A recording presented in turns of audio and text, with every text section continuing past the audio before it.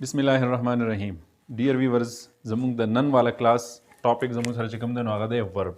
वर्ब सतोई डिफिनेशन लिखो जी मुंगवाई छे verb is a verb is a word which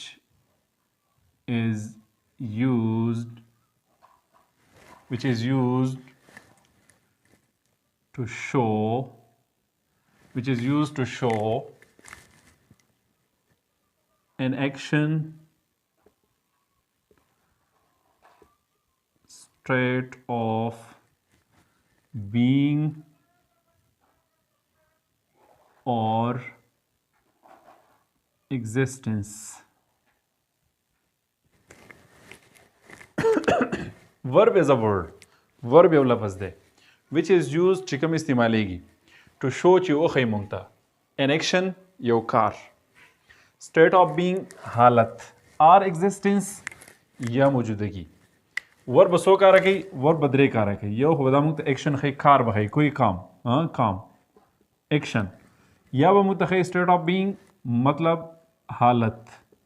या बदा मुंगता खई मौजूदगी द वर्ब बदरे कार है वर्ब सो कार है जी द्रे कार बकई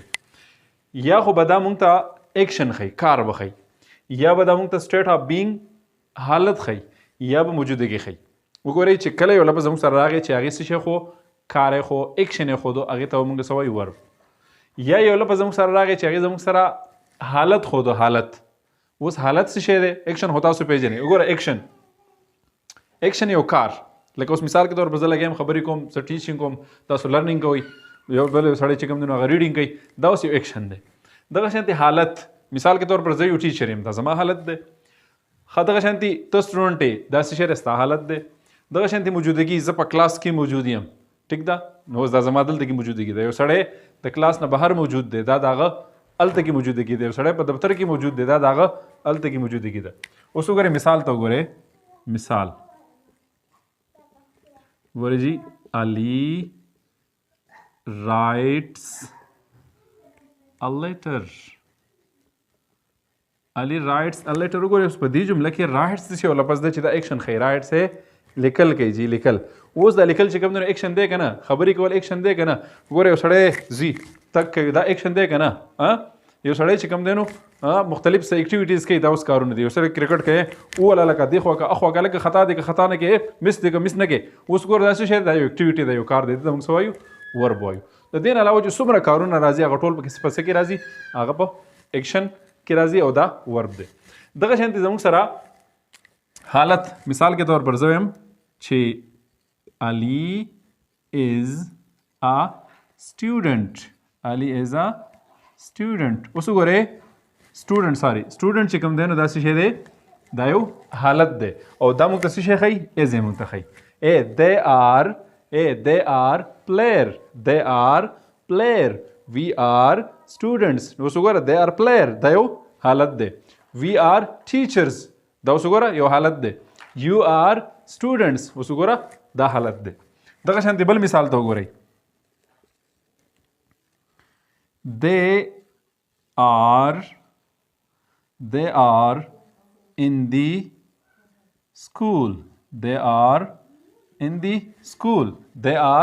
in the school هغه په سکول کې دي اوس وګوره دا آر چې کوم دی دا زموږ سره داسې یو لفظ دی چې دا زموږ سره ایگزسټنس ښیي موجودګي ښیي I am یا am in the classroom زه په کلاس روم کې یم مطلب دلته موجود یم he is in the office هغه په دفتر کې دی نو دا هغه موجودګي په دفتر کې ده نو دا is are am was were وغیرہ دا الفاظ موجودګي هم ښیي او د هغې سره چې کوم دی دا state of being هم ښیي مختصر خلاصه دا شوه چې ورب به زموږ سره داسې یو لفظ وي چې دا به اکشن ښیي یا به چې کوم دی state of being حالت به ښیي یا به ایگزسټنس موجودګي به ښیي دا درې کارونه به چې کوم دی څوک به کوي دا به ورب کوي دغه شانتي که تاسو وګورئ نو اکشن کارونه زیات دي ټیک دا څومره کارونه راځي ټول په اکشن کې راځي او دغه شانتي حالت او موجودګي د دې الفاظ لږ محدود دي لکه از آر ام واز ور وغیرہ چې کوم الفاظ موجودګي ښیي یا سټیټ اف بینګ ښیي نو دې ته موږ څه وایو دې ته موږ ورب وایو ټیک دی جی د ورب بیا خپل اقسام دي دې باندې به انشاءالله به مخ ته کار کوو او هغه ویډیوز به موږ اپلوډ کوو. که تاسو غواړئ چې موږ ته ویډیو په ټایم ملاو شي چینل سبسکرایب کړئ د بل ویډیو لپاره.